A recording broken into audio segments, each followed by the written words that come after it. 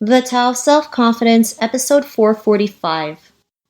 Welcome to the Tao of Self Confidence, where I share stories of amazing women who have discovered their inner journey to self confidence. Visit our website at thetaoofselfconfidence.com. Your inner journey to self confidence awaits. Well, hello, friend. Welcome to the Tao of Self-Confidence, where I share stories of amazing women who have discovered their inner journey to self-confidence. I'm your host today, Sheena Yap Chan, and today I have an amazing lady on the show today. She is an e-commerce entrepreneur, and she's also the co-founder of Lipstick and Muffin Media, and I'm just really excited to have her on and share her story with us today. So without further ado, I'm going to introduce you to Tracy Nguyen. Tracy, how are you today? Maybe you can fill in a little bit more about yourself to our listeners. Hi, Sheena. Thank you so much for having me. I'm doing great today. Just made a tea to start a day.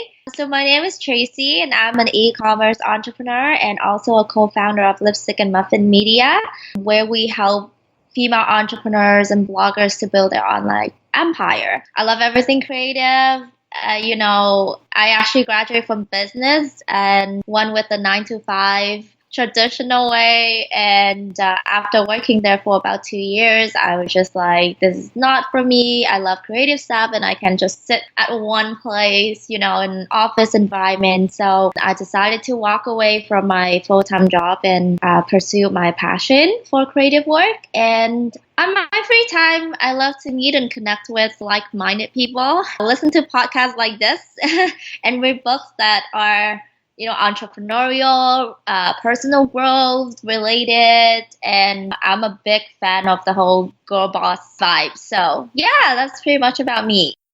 Awesome. Well, thanks for sharing that. And Tracy, what's your cultural background? So I'm Vietnamese. 100%. I was born and raised in Vietnam, and I came to Canada in 2006 as an international student. So I've been away from home for like a little bit over 10 years now. Thanks for sharing that. And what would be your favorite self-confidence quote? Be you and do you. The right people will come and stay. Yeah, I think it's really important to be yourself. But yeah, I think we'll talk more about this stuff after.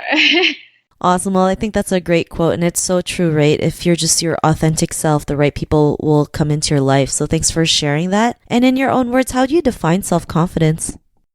It took me a long time to actually, I guess, figure out who I am and how I can be, more confident in my own skin. Because obviously, when I came here when I was 16, it was a big culture shock. So to me now, I think self-confidence is when you love yourself and you understand your value, you know how, you know your worth, and you know that you are not less or better than anyone else. And, always be humble, but always know that you have something to bring on the table at the same time. Thanks for sharing that. And that's a great definition that you mentioned. And Tracy, what was your life like before your discovery of self-confidence? Wow, it's like having a trip back to the memory lane when I'm talking about this, because it's like 10 years ago. But I went through a lot of struggles in order to find my self-confidence, my own identity, because at the age of 16 I came here, and it was weird because I felt like I don't really I went to a public high school as well. And I just felt like I don't really belong there. But then at the same time, I was trying to stay away from my own community just because I didn't really speak a lot of English. So I was trying to, fit in more so I can improve my English skills, because, people always say, if you stick with your own people and you just speak your own language, then, you're not going to improve on your language skill, which is, I don't think is completely wrong. But later on, when I got a little older and I realized, everybody has something to teach you, right? And then going through all of that stuff, I remember I have to kind of every day going to school is a struggle just to see do I dress appropriately? Do I dress like the kids at school? And then I have to watch TV shows. Oh my God, I watch so much Friends. sometimes they keep playing the same episode and I just trying to pick up like the slangs and stuff like that. So yeah, it was pretty tough. I was really quiet because I was very self-conscious about how I speak and if I have an accent when I speak English. So yeah, it was weird now that I'm looking back because I was just constantly thinking about like every time I do something or say something, I have this constant thought in my head of like, oh, I don't know what they're gonna think about me, are gonna laugh at me, or like are you gonna judge me? So yeah, like that was my life before that.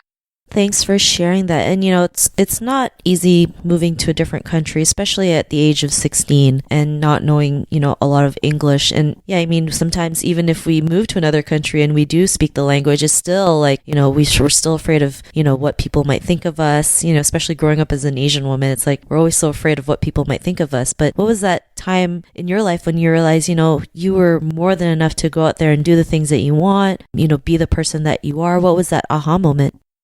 So I think it was like 6 months into me being in Canada, and I just felt like it was just so, I felt trapped, like having to think about what other people think of you all the time and having to keep in mind like every step that you move, you just have to always think about other people, what they say. So I felt really limited. So I think it was spring break and I walked past a Thai restaurant near my place, the place that I was renting, and there was like a big hiring sign. So I just walked in and I told the manager, I'm like, I don't know if I'm old enough to work here. I had no experience, but like I'm willing to learn. So he was really nice and he was like, oh, like in order for you to apply for a job, you need a resume. And I didn't really know what a resume was. So he's like, oh, go home, Google it, make a resume, come back, give me the resume, and then we'll talk. So I ended up being hired. And it's interesting because that was like my first time actually going out of my comfort zone to do something that I knew will be able to take me to, almost like the next level of what I want to do. And so like working there was great. I got to meet a lot of great people, talk to them and really be more of an outgoing person. But I was also the youngest person there. So I got bullied a lot by the other staff because they would like put me at nights that like the most dead. So I couldn't really make a lot of money. And there's just a lot of like, they were just really aggressive because we got paid on mostly tips, right? But it was hard because I couldn't really talk to anybody. And I'm like in Canada, I was in Canada by myself. So my parents, I try not to tell them because then they would get worried. And I guess I was quiet about the whole like bullying part until I guess one day, your patience can only go so far. So I decided to speak up at work and I just woke up and I'm just like, you know what? This is like, I can do more and I can actually stand up for myself because I know that I always put in the best work ethic at work. And I don't know. I don't know if that's called survival skills or, or just the urge to grow out of that comfort zone. And yeah, that was the beginning of my journey. Thanks for sharing that. And it's a great story.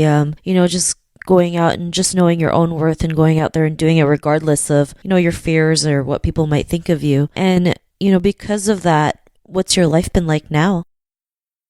It was definitely a process. I wouldn't say like I woke up that day and became a different person, but now throughout the years, I was able to also meet up with a lot of amazing people that, helped me a lot with my confidence as well. And now I wouldn't say I'm at where I want to be. Definitely personal growth is a long journey, but I definitely become a different person. I speak up more, I express myself more.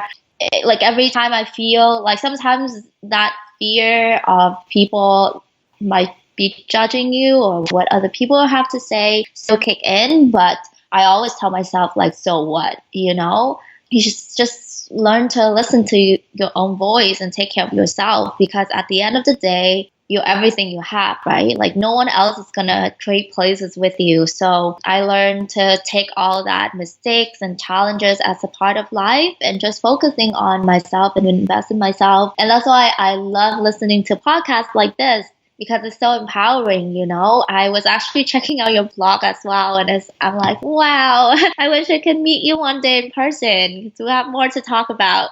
And I read a lot of books as well.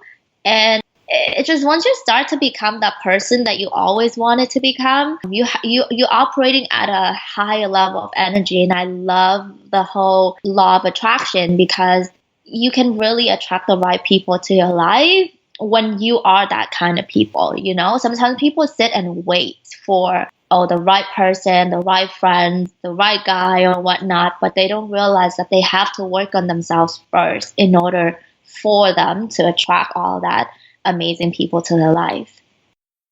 Thanks for sharing that. And, I like how you mentioned, you are, attracting the right people in your life because you're working on yourself. You know what you want and don't want, or what you can tolerate or not tolerate, right? And sometimes it's not always easy to do the right. It takes time, but it's definitely worth, going through that. And, to the woman who's listening to your episode, she may be in her own journey of self-confidence. What would be that one tip you would give to her?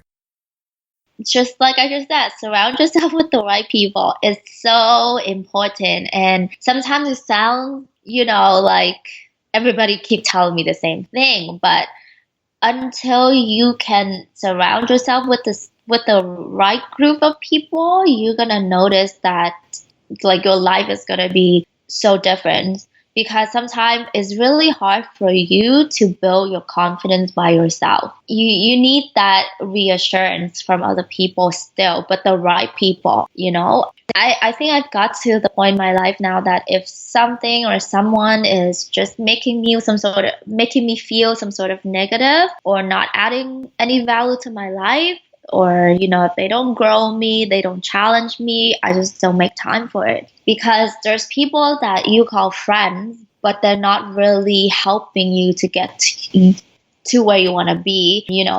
I have friends that always just point out my insecurity, and I had to learn to cut them out for my own good. It might sound selfish now, but you only live once. So you gotta know how to invest in yourself first. And the funny thing is, once you cut all that negativity out, you start attracting the right people, the right friends to your life, right? Thanks for sharing that. It's totally great advice. And I like how you mentioned, this journey, you don't have to do it alone. You don't have to be alone. There's so many great resources and people out there who are willing to lend a helping hand and be in the journey with you, right? Whether it's surrounding yourself with good people, picking up a good book, or listening to this podcast, those are all great support systems. So thanks for sharing that. And if our listeners wanted to get to know a little bit more about you and what you do, or check out some of your work, is there any links or social media profiles we can connect with? Yeah, totally. So I'm big on Instagram, so you guys can follow me at Lipstick and Muffin Girl. And then my blog is at lipstickandmuffinGirl.com. And then my business, where I help female entrepreneurs build their online business, is at lipstickandmuffin.com. Thanks for sharing that. To our listeners, if you want to connect with Tracy, you can also head on over to the taoofselfconfidence.com and search for Tracy's name. Her show notes will pop up along with everything else that we talked about. And I just want to thank Tracy for taking the time to share her story and tips with us on self-confidence. So thank you so much, Tracy. Oh, thank you so much for having me. This is such a pleasure. Not a problem. It was an honor having you on the show. And to our listeners, be on the lookout for another new episode of another amazing woman's journey to self-confidence. And we'll talk to you soon. Bye for now. Thank you for tuning in to another amazing episode of the Tao of Self-Confidence. Want to learn how you can use podcasting to market your business? Download your free report by visiting our website at thetaoofselfconfidence.com. Your inner journey to self-confidence awaits.